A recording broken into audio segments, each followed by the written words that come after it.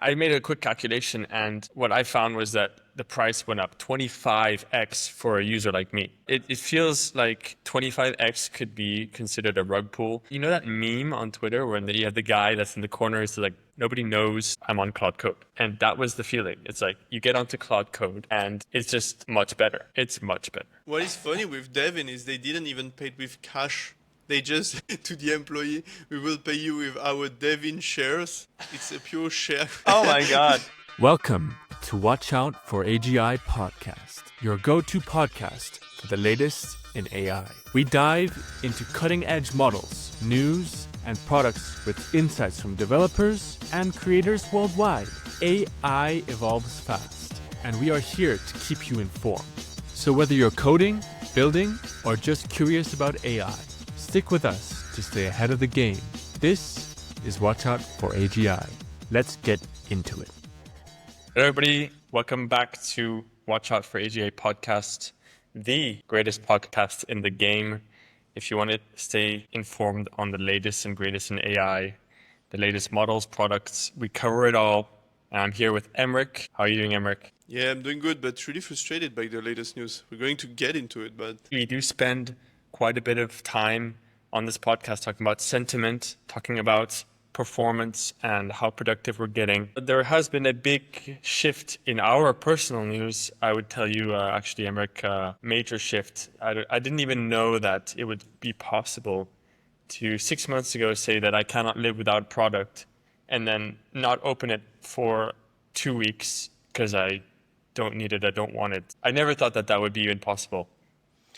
Yeah. So I think we should just jump right into the heart of the subject, which is Cursor AI. As you guys know, we've always been friends of Cursor. We've been using Cursor personally more than a year. I think I took the yearly plan nearly years ago, so we're heavy users. And the latest news has really put Cursor in a tricky situation. Emrick, I know you were using Cursor. Are you still using Cursor today? And we're going to jump into what happened. No, because you said that you took the yearly plan, and I think it was smart from you because it basically shielded you from the fumble that they did. So I am still right now subscribed, but I just won't continue my subscription with Cursor because they basically, for the people that are actually subscribed for only 1 month per 1 month, like they actively apply the new price for the months after. And for you, you're actually shielded from it. But we haven't explained what is this new price. Can you give just more details on what it is? This was around 3rd of July. It was vibe coding like I usually do. We have a conversation that we kept after our podcast when Vincent was on. And I don't know who said, hey guys, look at your billing because I think there's something that changed. So I took a look at my billing. We're 3 days into the month, right? And I see that I have a bill that's like $50. And I took a look and I was like, what? I've been on this new plan for a few days, and I just tell you guys, my usage would be $20 a month, and then I would overspend about between $20 and $50 a month. Like 50 being the biggest month I've done, and on average maybe 10, 20. That's a budget of 30 a month, 40 a month, and my bill was like 50 after 3 days over the $20 that crazy. I had. In your case, that's insane. Like it shows how much they fucked up. Well, I made a quick calculation, and what I found was that the price went up 25x for a user like me. Yeah, And I'm pretty sure that some people have it even deeper. My explanation is specifically it's because you do a lot of context engineering. You're adding a lot of context for your agent to know what the hell you want to build. And they basically Cursor was working with an amount of requests. And even if you had a request that had like 1 million context, I don't know if it's possible actually, but let's say 100K context, you would still be billed one request. And with the new system, they bill you exactly what Claude is making them pay. And because you do a lot of context, like you just cost too much for Cursor. So they really try to nerf people like you. Just the official timeline here. So pre-June 2025, the plan was $20 a month, 500 fast requests, right? So it included Claude, GPT-4, Gemini, with unlimited slow requests, right? And so this was actually, I don't know, I think this might have been pre. It was not. I think so. June. I think it's a long time ago. It's when you were an early adopter. I was not even using Cursor at that time. And I read that was because they were able to pool requests and get a good price. And they didn't see the explosion that they had after. And so that was a very, very interesting offer that they were giving, and that's how they got all their users to sign up. So you had a lot of people like me getting the yearly plan, putting down money. That's how they made their record-breaking MRR. And so, it's thanks to people like us. We came in like blindly signed up for this. I knew this, Emrick, that this would happen this day. I was telling it felt wrong. It felt wrong because if you just use it through API, you would just be billed way more. Exactly. Yeah, I just remember being billed like $100 in a week or something like that on the Claude. And so what happened was that on June 16th there was a pricing model change that was announced. So they quietly, this is the important part, they quietly updated their pricing structure. The $20 a month shifted from 500 requests to a usage-based model. So you didn't get your 500, you just got $20 worth, right? And once it was reached, you would just pay the price that you would get at Anthropic, which is hefty. It's like 15 per million. Just to tell you, I saw a few, this is including cached tokens, but I saw 5 million tokens per request on my billing. So it's scary. And there's people that burn through their $20 a month in like, I think 10 or 20 requests. And it's really scary, So adding to this is the 200 per month ultra plan, which gave you a X more usage than the power users. The term unlimited was clarified to apply only to the auto mode. So they have auto mode that chooses the model. It's really bad. Yeah. It's just do not choose it. Yeah. So that really changed everybody's feelings towards Cursor. And so they had to basically go backwards. Everybody was pissed off in Twitter, in Reddit. I was even saying myself that it was the end of Cursor. I thought it was the end. You called it a rug pull multiple times. I think a rug pull, like that's it. That you literally pay for a service and they just switch what is the service. It feels like 25x could be considered a rug pull. Just to let you guys know, imagine you're paying for a SaaS, you're paying $20 a month, and then they 1 month, they send out a bill that's 40 and say, oh yeah, sorry, the service that you were paying is now 40. You'd be pissed off, right? Imagine adding another 24 times that. Like, that's what I'm talking about. So, what happened is that they went back, and so now all the people that were on the annual plan keep what they paid for, and everybody that is on the monthly plan, they get shivved next month. That's not cool. Nah. And so everybody's looking for alternatives. There's a lot of noise going on, and at this point I was like, okay, yeah, Cursor is gone for me. Let me try some other stuff. I just cannot trust these people. Maybe tomorrow they will add extra tokens or whatever, just to shiv you more, right? So I switched over to Cloud Code. You know that meme on Twitter where you have the guy that's in the corner is like, nobody knows I'm on Cloud Code. And that was the feeling. It's like you get onto Cloud Code and it's just much better. It's much better. Yeah, clearly after trying it, I remember that I told you, Remy, I told you because you're paying for Anthropic already. And I remember that you told me, yeah, but Cloud Code is not included with Anthropic. Like I need to pay the API, it must be expensive. And it's actually included. You're getting like a pretty sizable sum of like Cloud Code to use every 5 hours. So I think Cloud Code right now is just as good as the agent of Cursor. Yeah, I've been very, very productive. I feel like it is around 20 to 50% better in one-shotting. It's very, very good at searching through your files. I find it's much better than the indexing that Cursor does. I don't know how they do it. It doesn't need to read the entire file to know what's happening in there. It does its own model. So the most mundane tasks are done by Heroku, right? And Sonnet is only used for the deep shit. And they don't run Opus on the Pro. So let me get into what I'm using right now. So also another change that happened in Cursor is that Pro did not have Cloud Code. When this Cursor thing went down, Cloud Code was opened up to everybody who's paying that $17 per month. And that was a very smart move. So everybody that had that $20 per month just went over to Claude. And now Claude has just eaten their clients, right? Same price point, same model. And now, we have access to it. And so I go overboard a lot. So what happens is every 5 hours, you get a refresh in terms of usage. And once you hit that wall, you have to start either going through token, you pay for it, which is very expensive, or you just wait. Or you have another account. I don't know. You could probably do that, right? Yeah, no, clearly, I heard that a lot of people are actually switching between multiple accounts. That was working for Cursor. Some people had like 5 Cursor accounts. Instead of paying the max, they were just switching accounts to keep continuing. So yeah, it's possible. Yeah. So yeah, we're on Cloud Code right now. That's the news. I haven't opened Cursor in a while. I would say Cursor is really good for, I would say, prompt building. It just feels a bit better. The UI is better. But how long will it take for Claude to build up something in the IDE that will be better? I have an anecdote about this. This is a news that I haven't looked too much. It just passed in all the feed. But now I have the full picture. So 20 days ago, the lead product manager and lead dev of Cloud Code leaves Anthropic to go to Cursor. So they got poached by Cursor, they go to Cursor. And then the fumble happens, and I'm not even joking you, they came back to Anthropic. The lead dev and product manager of Cloud Code went to Cursor for like 2 weeks, and they were poached back after the fumble. I think they arrived in, so the company doing Cursor is Anysphere. They just arrived and they were like, fuck that shit.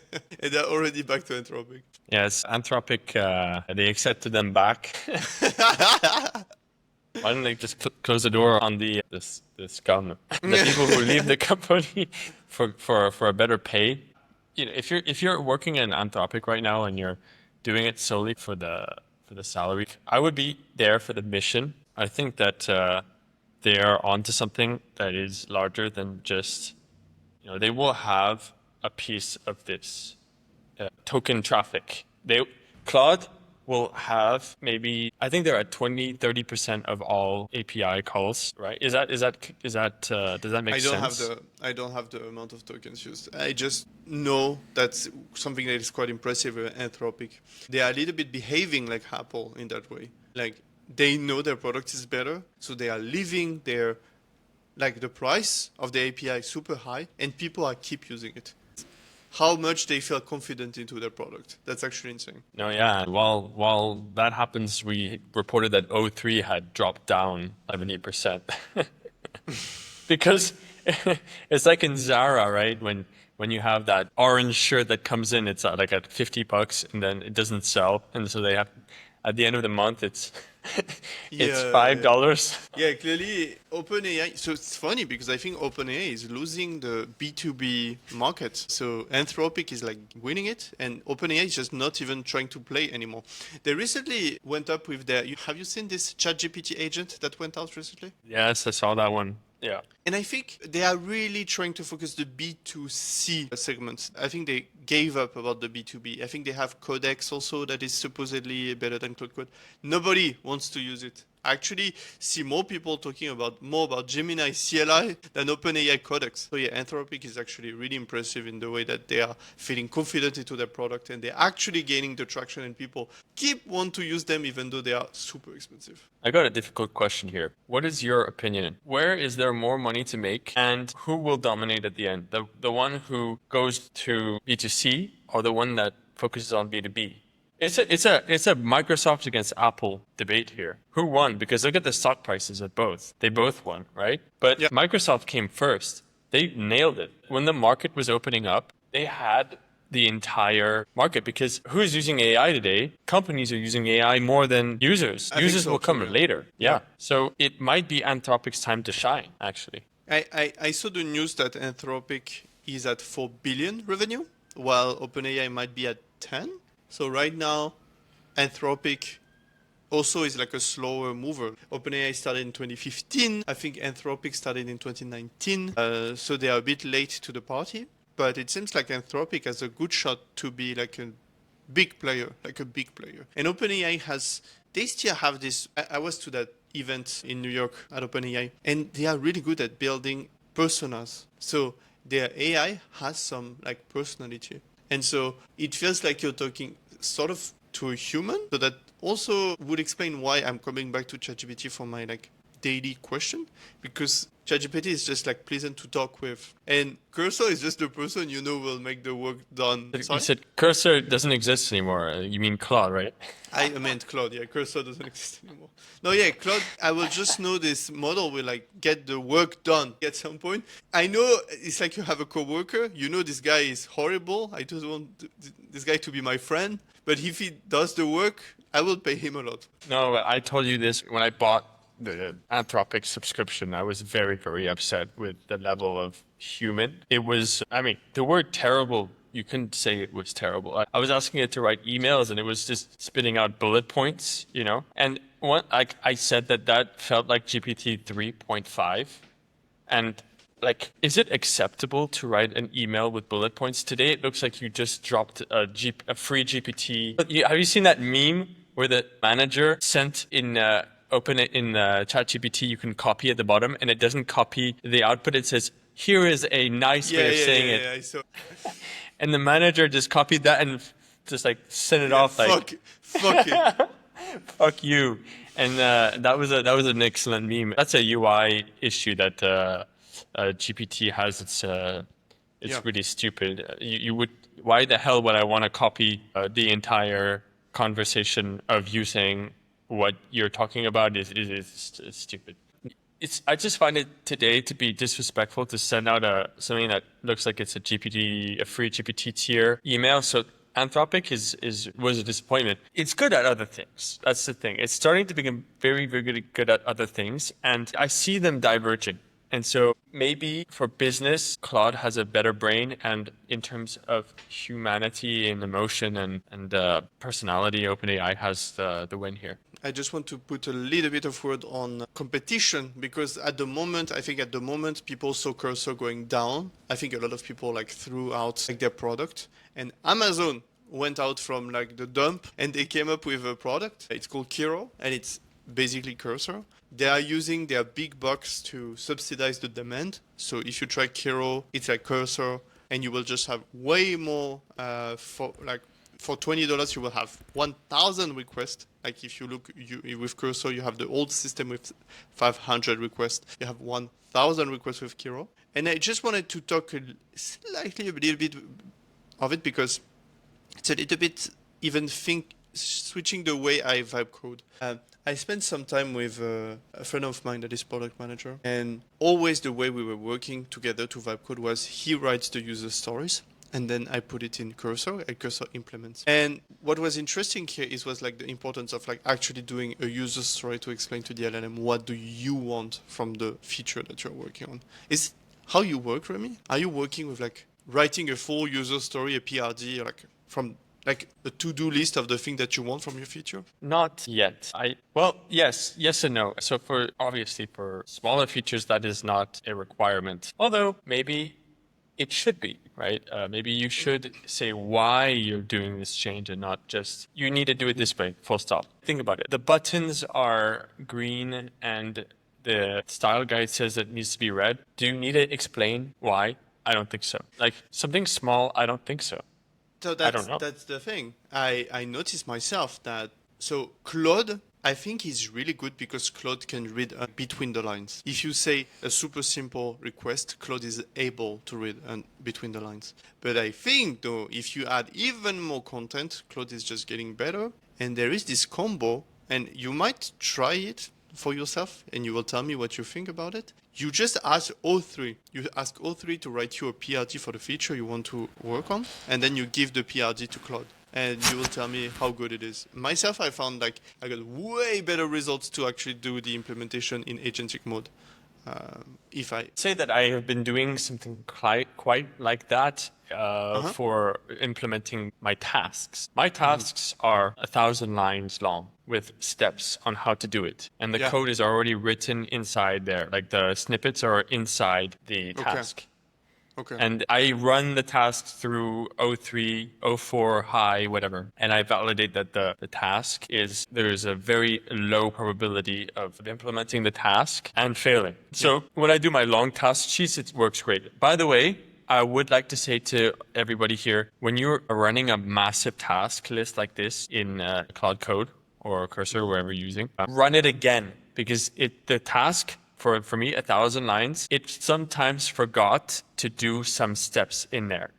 Yeah. You have to run it again and say, hey, did you forget? Did you forget something? And yeah, I did. I forgot to create the tests, or I forgot to create the seeder. Oh, that's why you can't one shot. I'm wondering if there's not a way to have an agent above the agent just to like make sure, so I don't have to do it myself. Yeah, and so to come back, exactly what you say, to come back on this, Kiro, this new IDE from Amazon, pushed the idea of the spec-driven development. It sounds really fucking obvious, but if you think about it, it's just like add back the program and product manager into the agentic workflow.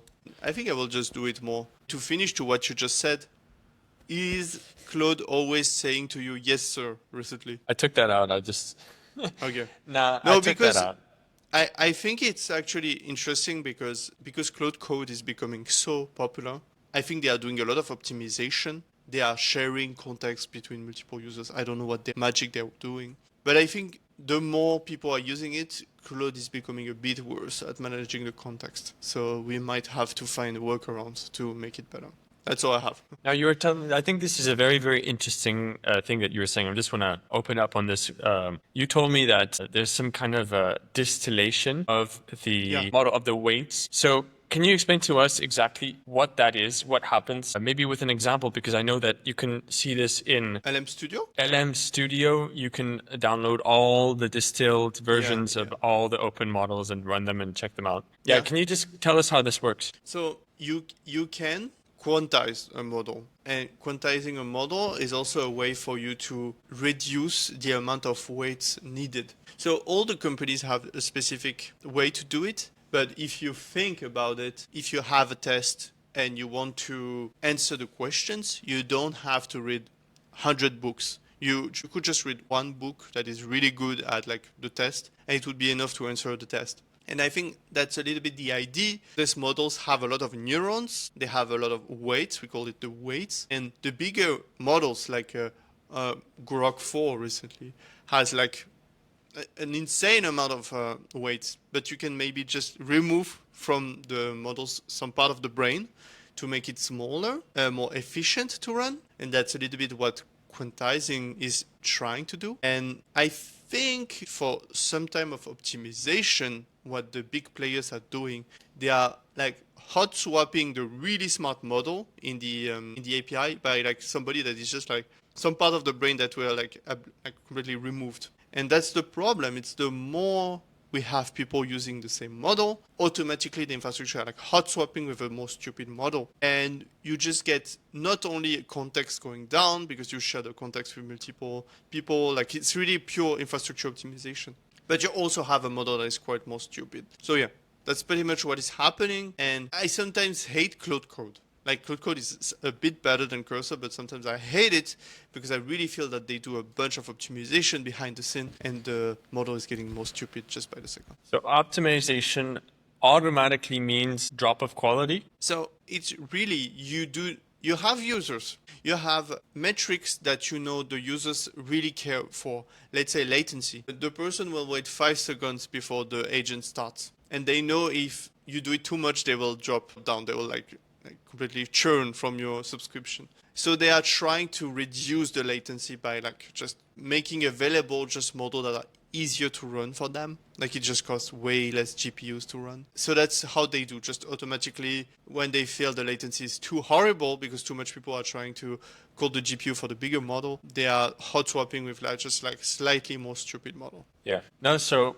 that makes a lot of sense. And when you told me that, it really opened my mind on how you can get an experience and be loyal to it, and then you're actually not getting the same model.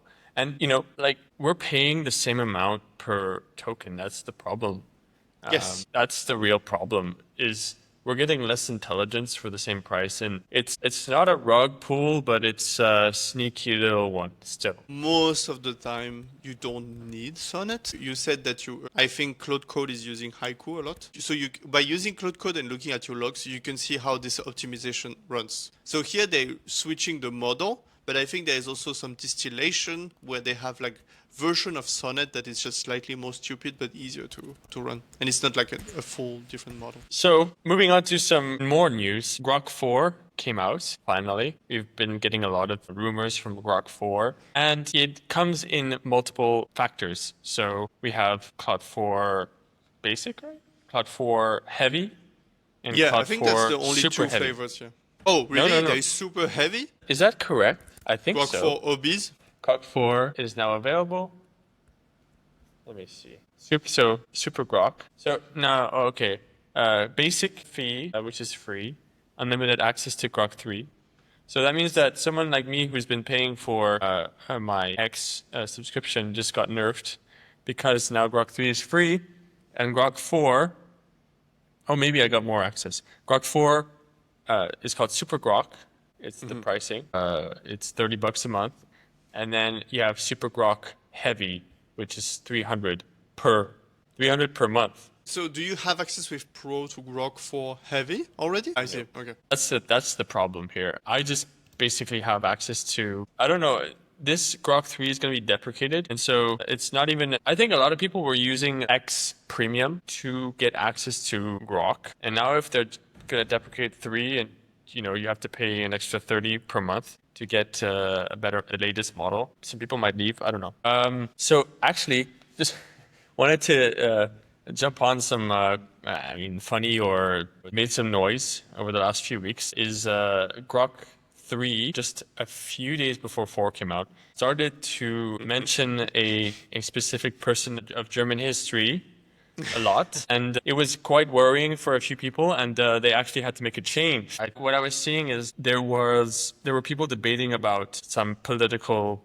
thing of today, and someone said, "Hey, Grok, who would have been a good leader in this situation historically?" And Grok responded, "Yeah, Hitler would have definitely fixed the problem, and he would have been the best solution for this," and that really shocked a lot of people. Because he would not have been scared to take the right decision. It's interesting because I think Grok and Elon Musk, they are trying to make like something that is not censored at all, and it leads to like crazy takes like this, and this is something you cannot see on other models. And I do think here maybe they need a little bit of censoring at that point. Maybe they do need a little bit, because that's why at some point, I don't know, it's just an edgy LLM. I don't know, they like just made it to make it edgy, like it's a pure X stuff, like they just try to be edgy as fuck. I really like Grok for what it is, but I just can't use it. I've been saying this all the time, is like,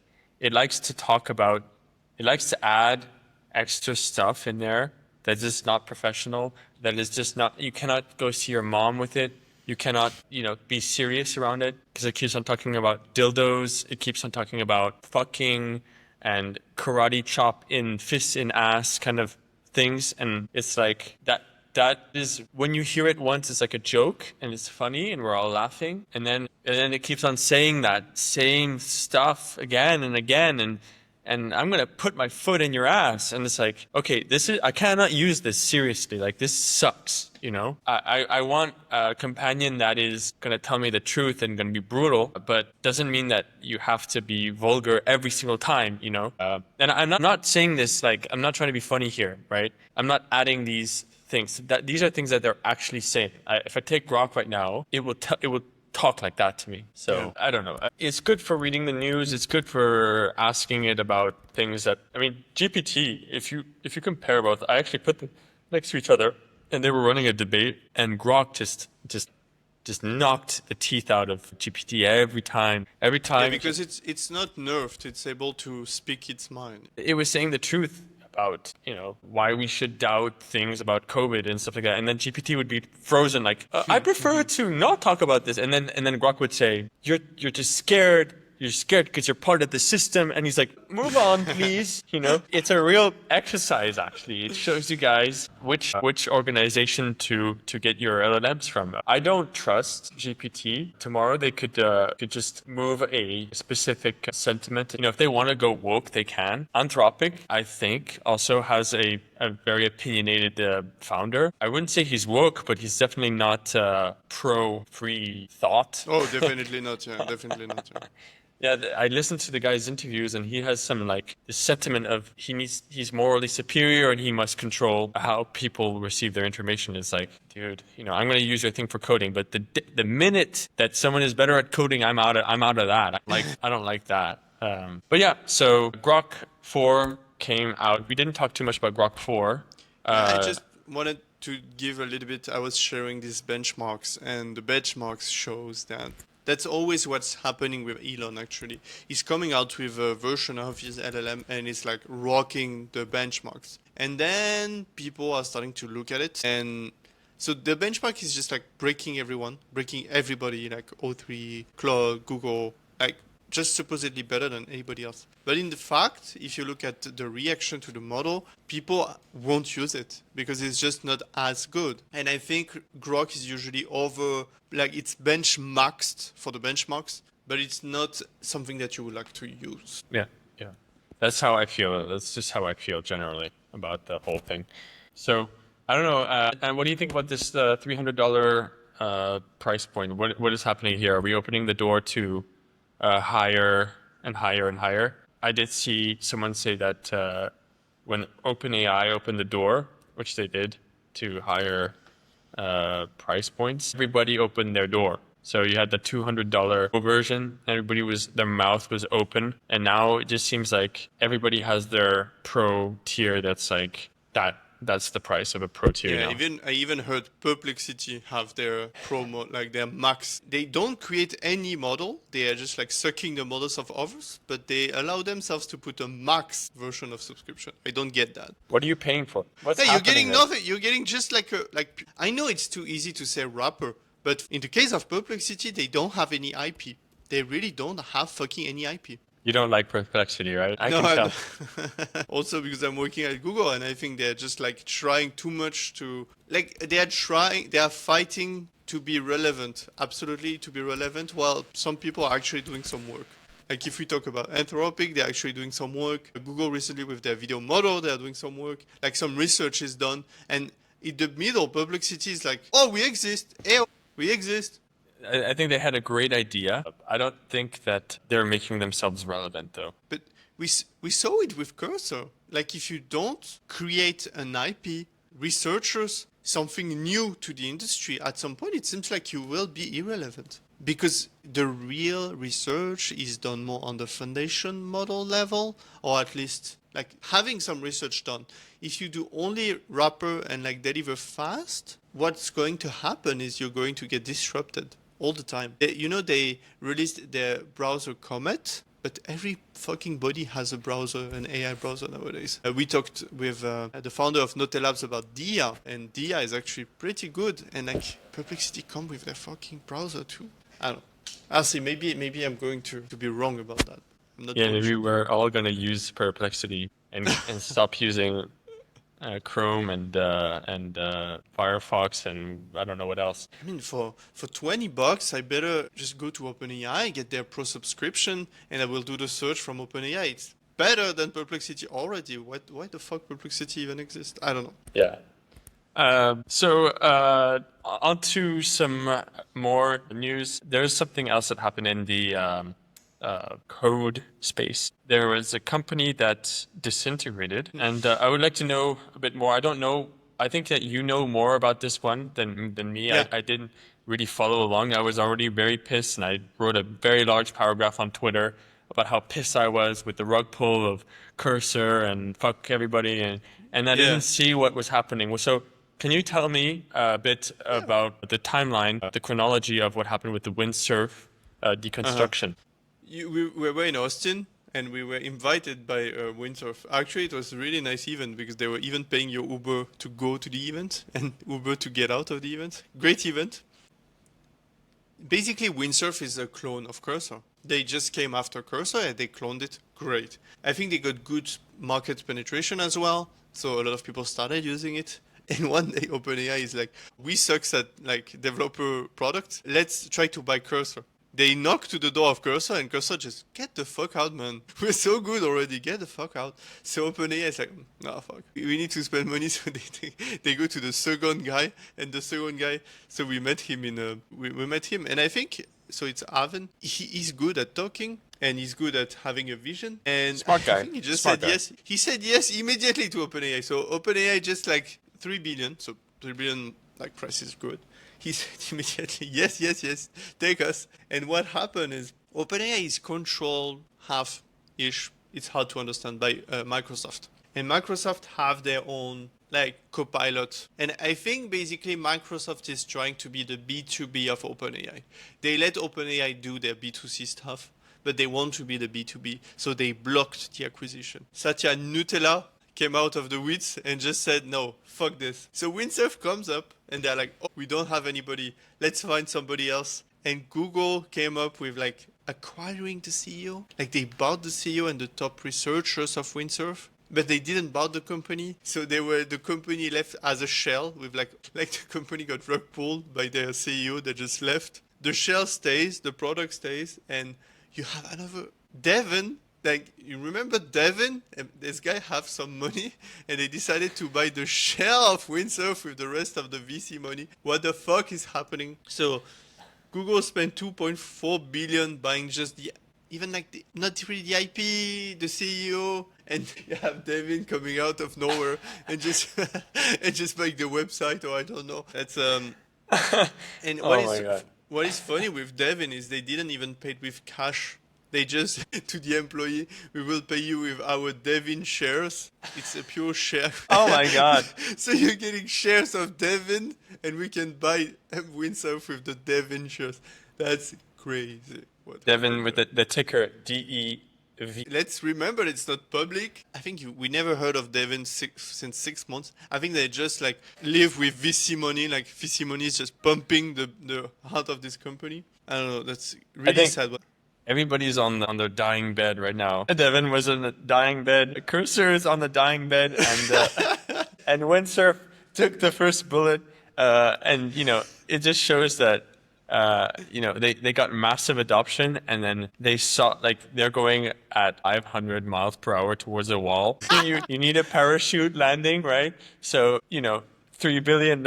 You saw at the speed that he wanted to sell 3 billion. That's really nuts. Acquisition from Google. What was that? That was a few billion. What? Yeah, I agree. So they buy. And then what did Devin buy? But I think Google just tried to avoid. So they are in antitrust. Like everybody knows about the antitrust of Google, and they're I think right now trying to avoid too big of acquisition because they do not want to get more problems with the antitrust. So the thing that they are doing, and I think it's the same as Meta did, they buy the brains. They buy the brains that build the products to build the products at their place. And that's exactly what Meta did by investing billions of dollars into just 12 people. Billions of dollars for 12 people. I think Google tried to do the same here with the Windsurf team. And what's left for Cognition is the product with like literally the IDE fork. That's pretty much it. So they have an IDE fork, and that's bought by Devin. Cool. So who do you think is the winner here? Who do you think is the loser here? And who's next on the menu? So I'm just sad for now we haven't invited, and yeah, we didn't have Varun. I would love to have Varun on the podcast to get his opinion, and I'm sure, but it's just from outside, it looks bad for him. It looks like he just take any offer, like it's like a dog going left, going right, and just taking any offer, any bone. It seems like he just wanted to do a quick exit. When you talk to a founder and they tell you that their objective is an exit, like, do you really trust the vision of the company? Like, it's literally just doing a clone to have an exit. You can become rich from it, and people are becoming way richer than me doing this. It just sounds bad. Like, it sounds like they didn't have any vision except cloning and getting out as soon as possible. Well, when you look at what they were doing to start, it had nothing to do with Windsurf itself, and they switched over to get on the money train. They were building hardware That's what I like. It's like selling bananas one day and then tomorrow you're doing AI. Is that what it's like? That doesn't look very good. Fine, whatever. We're just commenters here, having a good laugh, I guess. He did walk away with millions. So I mean, he's I guess a winner here. No matter what, he got users. He got product market fit, I guess ish. Right? He got employees too. He rug pulled his employees. Just say buy fuckers. How can you trust somebody that can rug pull you? Like, how can you even? I just think the work market is so bad that anybody wants any job, that anybody would work for anything. So I think why people can get away with just like rug pulling employees at that point. And so, who do you think is next? Do you think that Cursor is on the din? I think that they might have been a bit too confident and they're really getting close to, they're on their lifeline, I think. The thing is they have a rug under them. They can get pulled. They could get pulled from, Claude did it in some way because Cloud Code was just a secret they dropped Cloud Code without telling anybody, and Cloud Code basically just eats Cursor, it just eats every functionality that Cursor has, and so all they have to do is unsubsidize them or, give them access to only later models. I think that was the case for Windsurf, actually. You couldn't even access Sonnet 4. It was not available.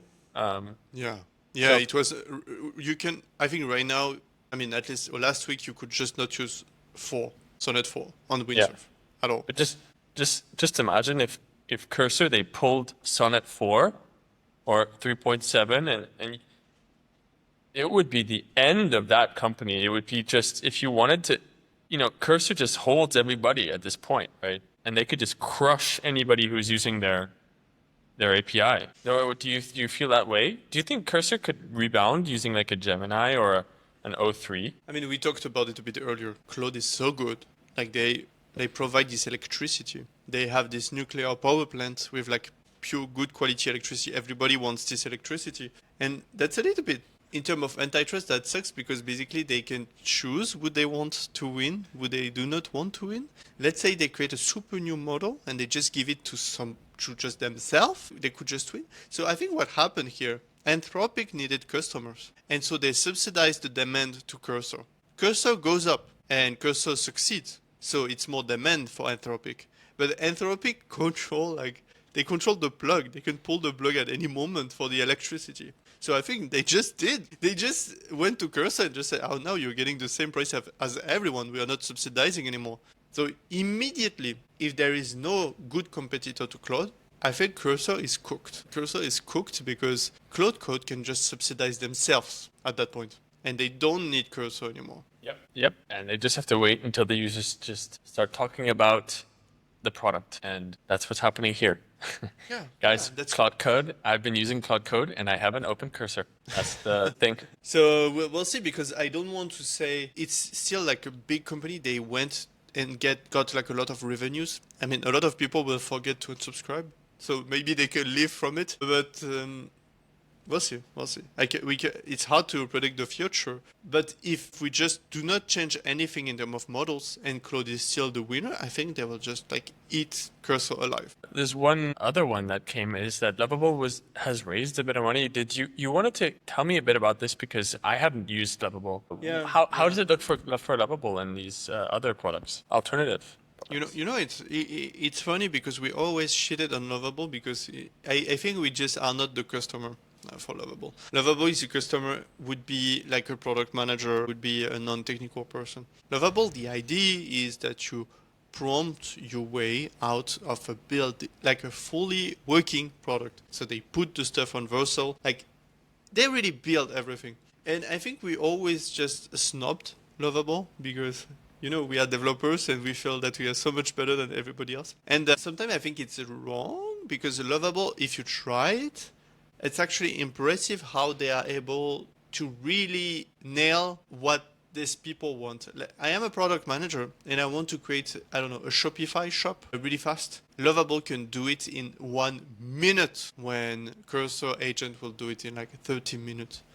Yeah, they recently raised 200 millions. And I think they basically address, again, a different niche. They are a little bit like the no-code. I don't know if you remember that trend of no-code. They are the no-code players. And I think that we should probably come back into it and test it a little bit more, just because it's actually so good.